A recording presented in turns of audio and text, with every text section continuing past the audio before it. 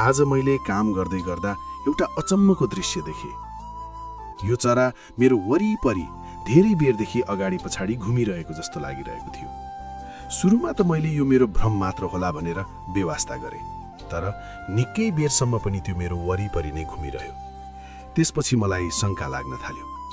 Check गर्न मैले गाडी यताउता सारेँ, तर अचम्म, त्यो अझै पनि मेरो वरिपरि नै घुमिरहेको थियो। त्यति बेला मलाई लाग्यो पक्कै पनि यसले यतै कतै आफ्नो गुण बनाएको हुनुपर्छ।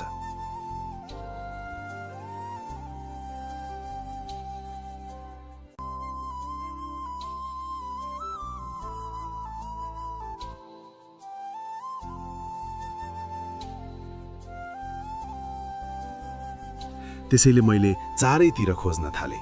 हरेक कुना काप्चा ध्यान दिएर हेर्दै गएँ।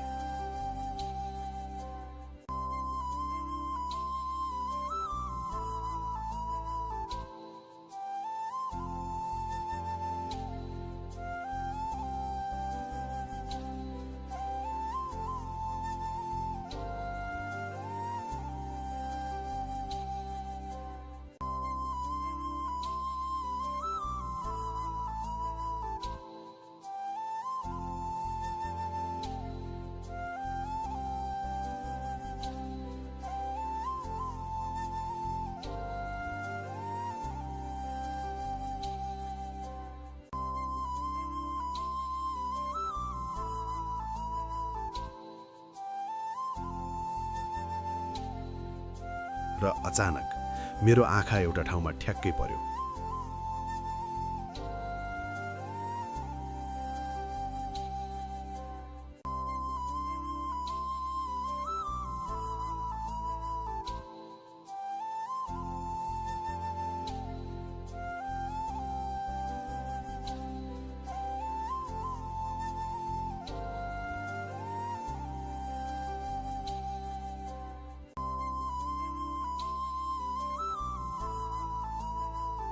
हो कि भन्ने सोचेर मैले टर्च बाले अनि नजिकबाट हेरेँ र साँच्चै त्यहाँ मैले यस्तो दृश्य देखेँ।